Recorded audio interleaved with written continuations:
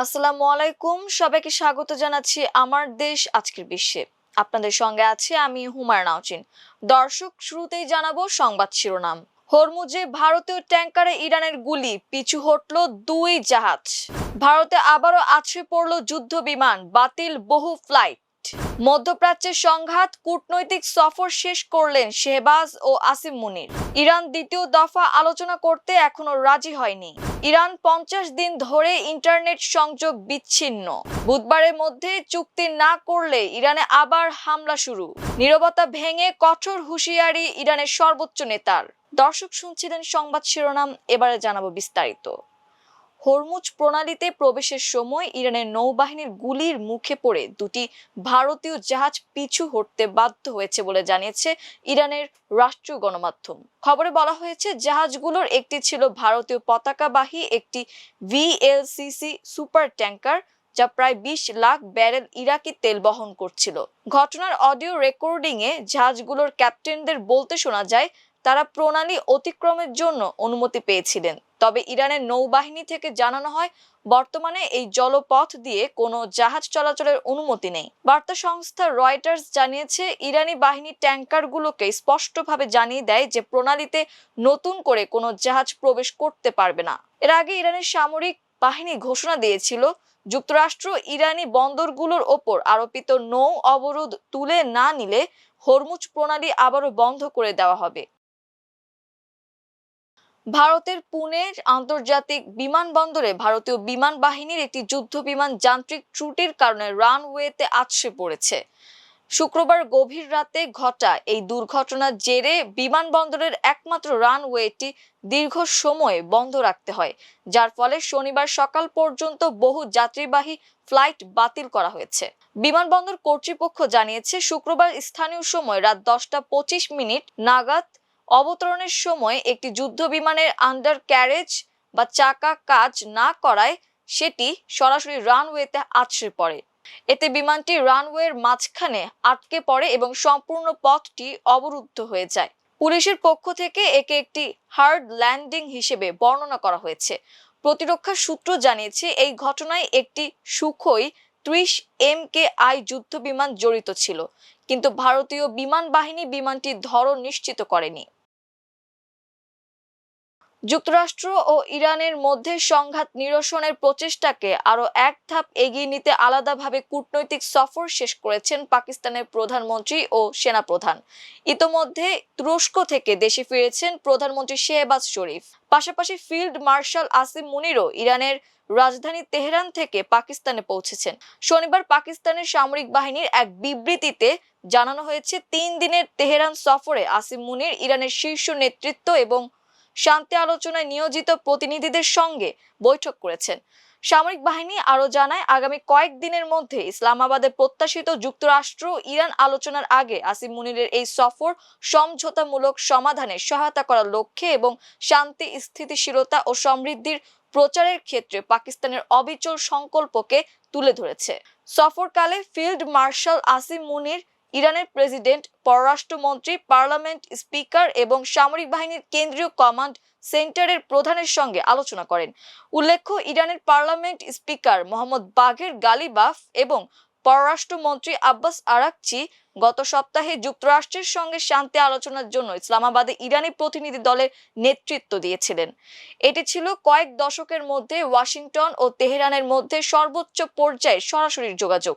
গত সপ্তাহের সেই আলোচনা কোনো চুক্তি ছাড়াই শেষ হয়েছিল এবং চলমান যুদ্ধবিরতির মেয়াদ আগামী 22 এপ্রিল শেষ হতে চলেছে। তবে শান্তি প্রক্রিয়াকে এগিয়ে নিতে পাকিস্তানের প্রধানমন্ত্রী শেহবাজ শরীফ সৌদি আরব, কাতার এবং তুরস্ক সফর করার মাধ্যমে কূটনৈতিক তৎপরতা অব্যাহত রেখেছেন। কর্মকর্তাদের বিবৃতি অনুযায়ী 3 দেশে তার এই সফর শনিবার শেষ হয়েছে এবং তিনি পররাষ্ট্রমন্ত্রী ইসহাক দার সহ তুরস্কের আনাতালিয়া ডিপ্লোমেসি ফোরাম ত্যাগ করেছেন। এ প্রসঙ্গে পাকিস্তানের প্রধানমন্ত্রী শেহবাজ শরীফ সোশ্যাল মিডিয়া প্ল্যাটফর্ম এক্স লিখেছেন, আমি আনাতালিয়া থেকে সুন্দর স্মৃতি এবং আমাদের দুই জাতির মধ্যকার ভ্রাতৃত্বপূর্ণ সম্পর্ক আরো শক্তিশালী করার নব অঙ্গীকার নিয়ে ফিরছি। এই অঞ্চলে স্থায়ী শান্তি ও স্থিতিশীলতার জন্য সংলাপ এবং কূটনীতিকে এগিয়ে নিতে আমরা তাদের ঘনিষ্ঠ সহযোগিতা অব্যাহত রাখব। যুক্তরাষ্ট্রের সঙ্গে দ্বিতীয় দফা আলোচনার বিষয়ে ইরান এখনো রাজি হয়নি। অজ্ঞাতনামা ইরানি সূত্র বরাত দিয়ে দেশটির আধা সরকারি সংবাদ সংস্থা তাসনিম এ কথা জানিয়েছে। সূত্রটি জানিয়েছে, ইরান মনে করে মধ্যস্থতাকারী দেশগুলোর মাধ্যমে বার্তা আদান প্রদানের সময় যুক্তরাষ্ট্র অতিরিক্ত দাবি উত্থাপন করেছে। ইরান সেই দাবিগুলো বাদ দেওয়াকে আলোচনার শর্তগুলির একটি হিসেবে উল্লেখ করেছে। তেহরান তার শর্তগুলো পাকিস্তানি মধ্যস্থতাকারীর মাধ্যমে ওয়াশিংটনকে জানিয়ে দিয়েছে। সূত্রটি বলছে, দ্বিতীয় দফার আলোচনায় এখনো রাজি না হওয়ার বিষয়টি আমরা পাকিস্তানি মধ্যস্থতাকারীর মাধ্যমে যুক্তরাষ্ট্রকে জানিয়ে দিয়েছি। তেহরান এটাও স্পষ্ট করেছে যে তারা দীর্ঘ এবং ফলহীন আলোচনা করে সময় নষ্ট করতে চায় না। ইন্টারনেট পর্যবেক্ষণকারী সংস্থা নেট ব্লকসের তথ্য অনুযায়ী ইরানের সরকার আরোপিত ডিজিটাল শাটডাউন 50তম দিনে গড়িয়েছে। এক্সে দেওয়া এক পোস্টে নেট ব্লকস জানায়, 7 সপ্তাহ ধরে ইরান কার্যত বৈশ্বিক ইন্টারনেট থেকে বিচ্ছিন্ন হয়েছে এবং পরস্পরের সঙ্গে যুক্ত বর্তমান সমাজ ব্যবস্থায় এ ধরনের ব্ল্যাকআউট নজিরবিহীন। তবে বিবিসি অ্যারাবিক শুক্রবার জানায়, যোগাযোগ ব্যবস্থার ওপর আরোপিত বিধিনিষেধ ইরান সরকার শিথিল করতে শুরু করেছে বলে সংবাদ মাধ্যমের খবরে দাবি করা হয়েছে। প্রতিবেদনগুলোতে আরও বলা হয়েছে, ইন্টারনেট সেবাও আংশিকভাবে পুনরুদ্ধার করা হয়েছে এবং প্রায় 50 দিনের বন্ধের পর গুগলের সেবাগুলো আবার ব্যবহার করা যাচ্ছে। তবে সেবাগুলো এখনো ঝামেলাহীন নয়। ইরানে ইন্টারনেটে সংযুক্ত থাকার জন্য সাধারণ নাগরিকদের বড় অঙ্কের খরচ বহন করতে হচ্ছে। এর মধ্যে রয়েছে স্যাটেলাইট ইন্টারনেট, যেমন স্টারলিংক বা এল ধরনের সেবা ব্যবহারকারীরা। স্টারলিংকের মাধ্যমে ইন্টারনেট ব্যবহারে প্রতি গিগাবাইট ডেটার দাম প্রায় $6 পর্যন্ত পৌঁছেছে, যা এখন একটি দেশের জন্য অত্যন্ত বেশি, যেখানে গড় মাসিক আয় $200 থেকে $300 মধ্যে বলে ধারণা করা হয়। ইরানে স্টারলিংক ব্যবহার করলে সর্বোচ্চ 2 বছর পর্যন্ত কারাদণ্ড হতে পারে। যুদ্ধ শুরুর পর থেকে কর্তৃপক্ষ শত শত ডিভাইস জব্দ করেছে বলেও খবর পাওয়া যাচ্ছে। যুক্তরাষ্ট্রের প্রেসিডেন্ট ডোনাল্ড ট্রাম্প হুঁশিয়ারি দিয়েছেন যে আগামী বুধবারের মধ্যে ইরানের সাথে যুদ্ধ বন্ধের দীর্ঘমেয়াদী কোনো চুক্তি না হলে তিনি যুদ্ধবিরতির মেয়াদ আর বাড়াবেন না। এয়ারফোর্স ওয়ানে থাকা সাংবাদিকদের সঙ্গে আলাপকালে তিনি বলেন, চুক্তি না হলে আবারও বোমা বর্ষণ শুরু করতে পারে মার্কিন বাহিনী। রয়টার্সের বরাত দিয়ে জানা গেছে, ট্রাম্প স্পষ্ট করে জানিয়েছেন যে চুক্তি হোক বা না হোক, ইরানি বন্দরগুলোর ওপর আরোপিত অবরোধ বহাল থাকবে। ট্রাম্পের মতে, যদি নির্দিষ্ট সময়ের মধ্যে সমঝোতা না হয় তবে দুঃখজনক হলেও যুক্তরাষ্ট্রকে আবারও সামরিক শক্তিতে ফিরে যেতে হবে। উল্লেখ্য, যুক্তরাষ্ট্র ও ইরানের মধ্যে চলমান 2 সপ্তাহের যুদ্ধবিরতির মেয়াদ আগামী বুধবার শেষ হতে যাচ্ছে। বর্তমানে দেশ দুটি এই যুদ্ধবিরতির মেয়াদ বাড়ানোর লক্ষ্যে পরোক্ষ আলোচনা চালিয়ে যাচ্ছে।